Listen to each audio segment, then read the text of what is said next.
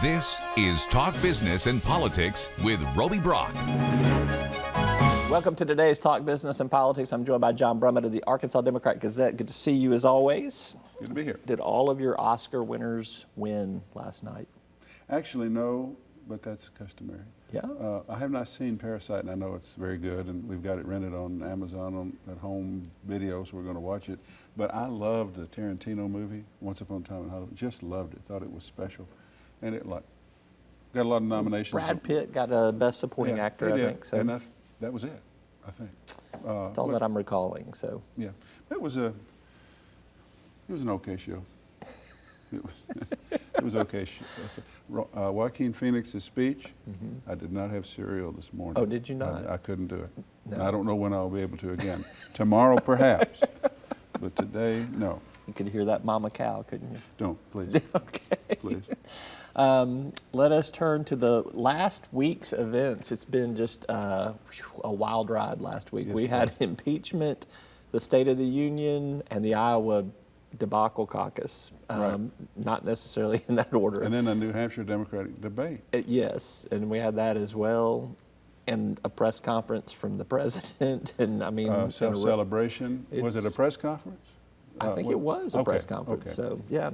It was hard to tell. Let's begin with Iowa to New Hampshire, okay? So, Iowa probably did not go as the Democrats planned for it to go.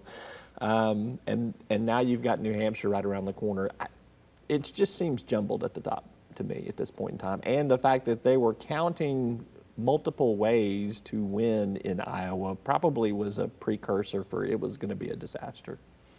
Yes, I think this will be the last Iowa caucus to lead off. I think there's been a lot of criticism of that growing over the years, that this is a 92% white state, that's a Trump state anyway, or was in the last election. Why is it having the first one? But the caucus system turns out to be the electoral college on steroids. I mean, Bernie had the most people go and stand up for him, but they tended to be like Californians, bunched up together, and they're capped no matter where they are by the number of delegates. So Buttigieg is out here winning the corn stalks, and Buttigieg gets fewer people standing up for him, but he gets more delegates. So it's a mixed verdict even when we got it. But Iowa is all about win it, get out and make a primetime speech, and the speech needs to be directed to New Hampshire, where you leave in the plane right after you finish. That's the whole idea.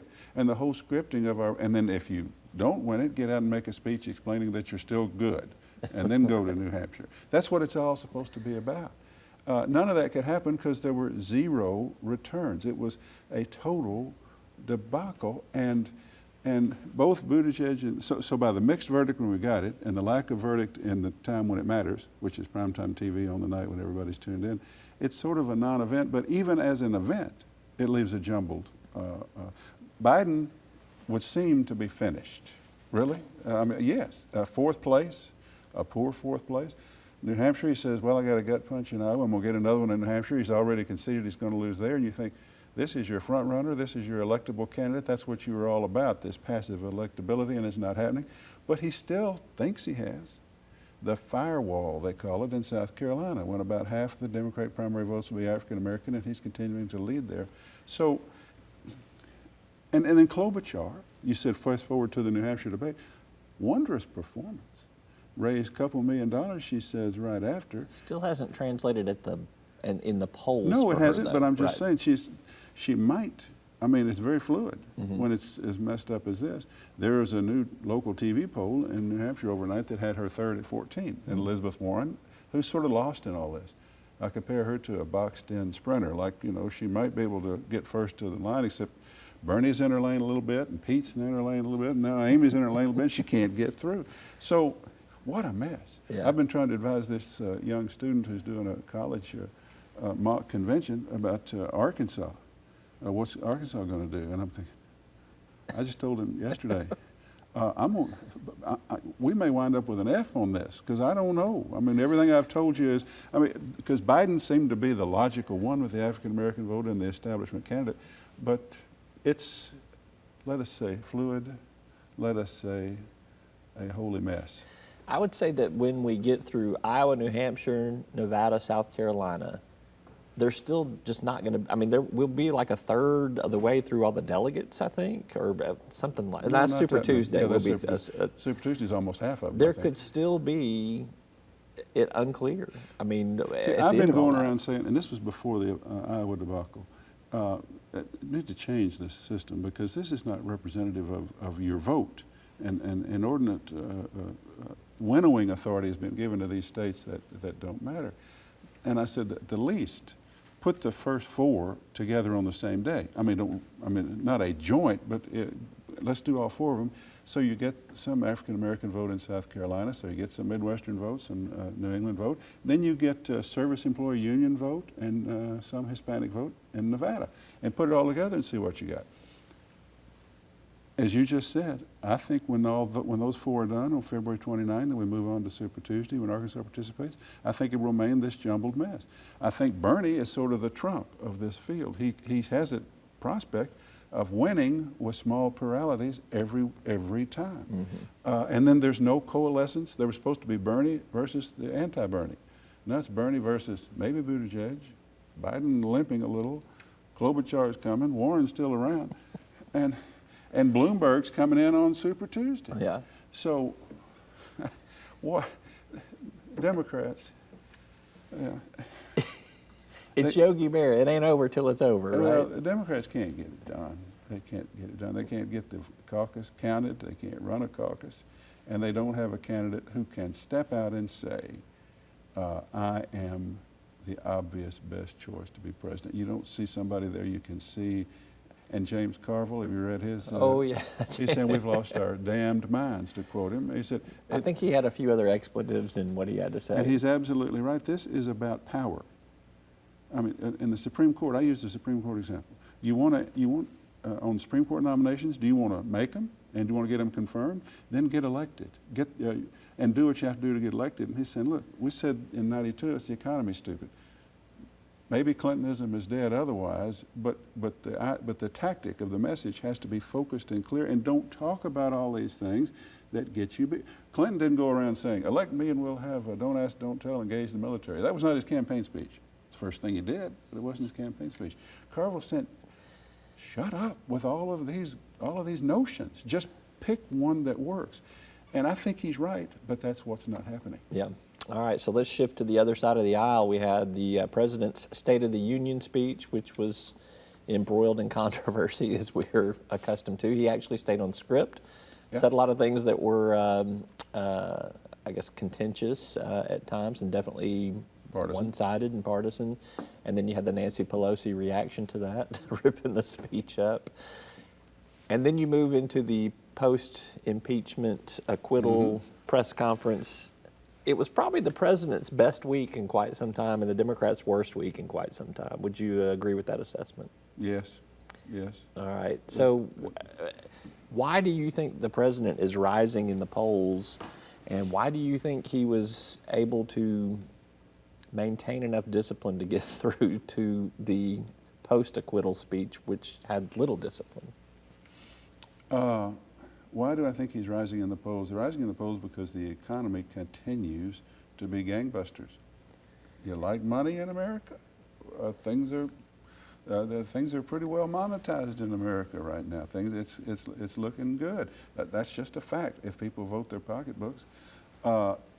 Also, as we move toward a binary choice, the Democrats have to produce someone. You don't just say, I don't like Trump. If you just take a vote on Trump, he's up to 49 approval, but he still loses to himself closely. But then you have to beat him, and the Democrats don't have that. And then I think I have concluded, at the present time, very fluid world, the whole impeachment thing accrued, if to any benefit, it accrued to him, because he appears to be victimized by Democrats who were obsessed with going after him, and even if they made a case. And even if they explained that he did things he shouldn't, it never managed to rise with swing voters to the clear level of impeachment. And now he can play the victimization card, and that the Democrats are irrelevant and desperate. And all of that, put it together, and yeah, he's at 49% all of a sudden. He is a heavy betting favorite in Vegas to be reelected. This last week was when I began my fast-forward internal process of beginning to cope with 4 more years of Trump. I mean, it's premature to do the that. Hallmark channel again? No, but Okay. I'm thinking, okay, 4 more years of Trump. Maybe he'll just be bored because there's no re-election to validate him at the end of that, and maybe it wouldn't be so bad. That's just a thought I've had, but I'm saying it's repealing the 22nd Amendment. well, he could do that.